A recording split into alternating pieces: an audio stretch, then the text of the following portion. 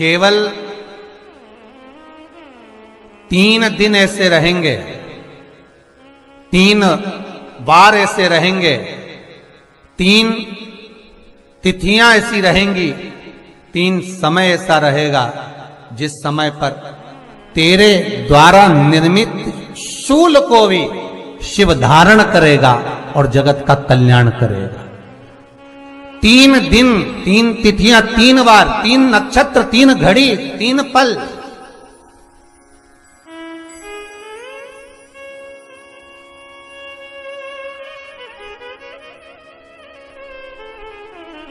जिसमें बाबा शूल भी धारण करते हैं, और शूल अकेले धारण नहीं करते महाराज।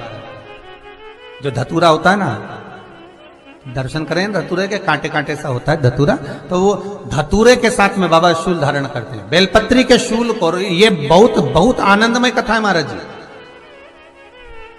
जिसके जीवन में हमेशा कांटे ही मिले हैं। बेटी बड़ी हुई तो घर में मायके में दुख देखा, और मायके से गई ससुराल में तो ससुराल में दुख देखा। ससुराल में भी दुख देखने के बाद में भी पति को बहुत कुछ काम खुलवाया, बहुत धंधे खुलवाए, नौकरी लगवाई, पर वो पति बार बार छोड़ कर आ गया, बार बार तकलीफ भोग रहा है, बार बार कष्ट भोग रहा है।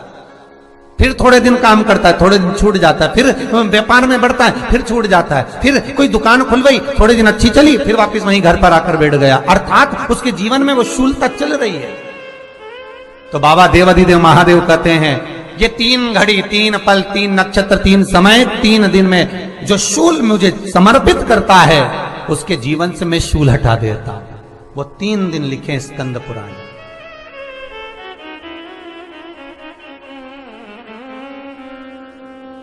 महाराज, बैसाख महीने में जो प्रदोष आती है, बैसाख के महीने में बहुत ध्यान से सुनना भाई, जो अपनी जिंदगी से बहुत तंग आ गए हो, परेशान हो गए हो, कष्टमय जीवन जी रहे हो, बहुत दुखी हो गए हो, उनके लिए ये स्कंद पुराण का चरित्र फिर मिले ना मिले, आप प्रेम से सुन लें, भाव से।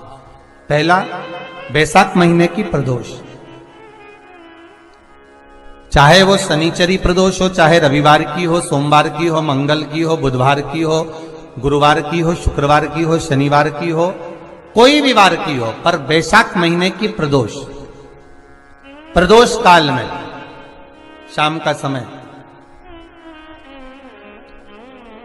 सूर्य डूब रहा हो, बस डूबा ही हो, और उस समय पर सूर्य के डूबन के तुरंत बाद बाबा को धतूरे के साथ में बेलपत्री ना चढ़ाते हुए, बेलपत्री के वृक्ष के 7 कांटे बाबा के शिवलिंग पर समर्पित करे जाते हैं महाराज, अपनी जिंदगी में अड़चनों को हटाने के लिए।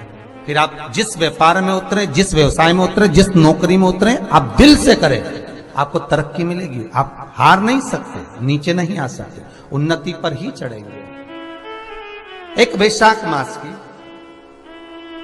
प्रदोष। दूसरा, शिवरात्रि के दिन मध्याह्न का समय महाराज, जो बड़ी शिवरात्रि होती है माघ की, बड़ी शिवरात्रि के अंतर्गत मध्याह्न का समय, दोपहर के ठीक 12 बजे, चाहे फिर वो कोई भी दिन हो महाराज, शिवरात्रि जिस दिन पड़ रही हो,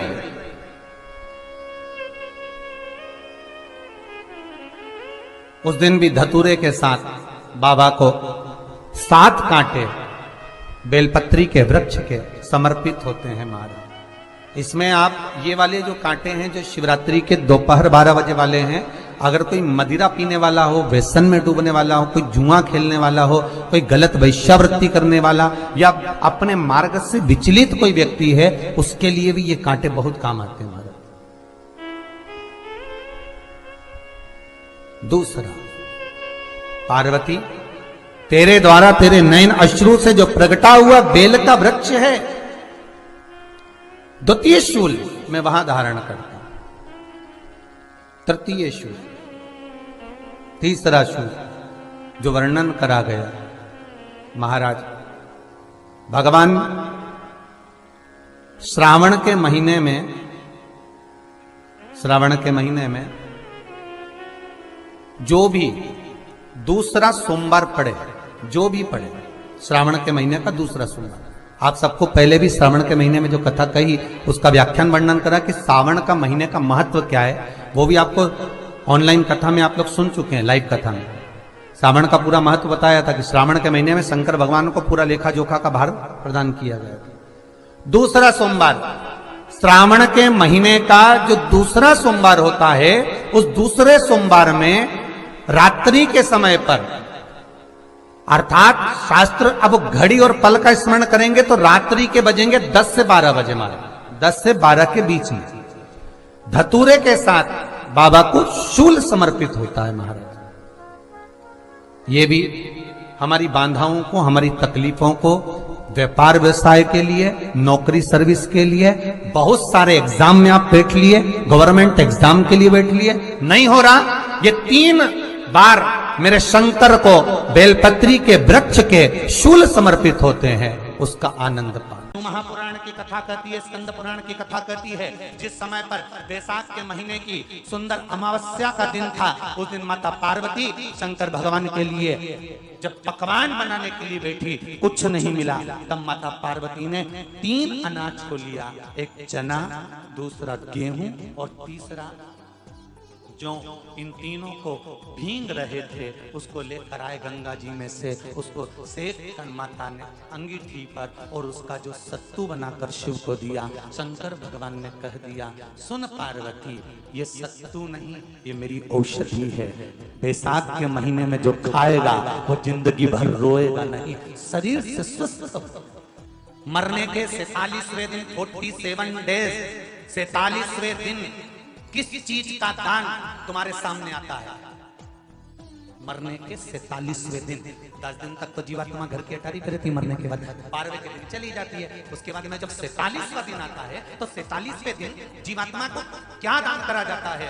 व्यक्ति ने क्या पुण्य करा होता है कि उसको नरक नहीं भोगना पड़ता, बेतरणी नहीं भोगना पड़ती, वो सीधे बेतरणी से पार उतर जाता है। वो किस चीज का दान है? तो कहा शिव महापुराण में, गरुण पुराण में, कि वो सत्तू का दान है जो बैसाख महीने में करा जाता है। सत्तू का दान 3 चीजों से मिलकर बनता है, जौ, बोलते जाओ जल्दी, गेहूं, चना, ये 3 चीज से मिलकर बनता है। इसमें जो बारीक बारीक कण होते हैं, जितने जितने 3 चीज के मिले हुए बारीक बारीक कण होते हैं, ये जब दान किया जाता है सत्तू का, तब ये बेतरणी करने के लिए 47वें दिन इस जीवात्मा ने अगर सत्तू का दान करा होता है या सत्तू का सेवन बैसाख के महीने में करा होता है तो उसको बेतरणी नहीं भोगना पड़ती।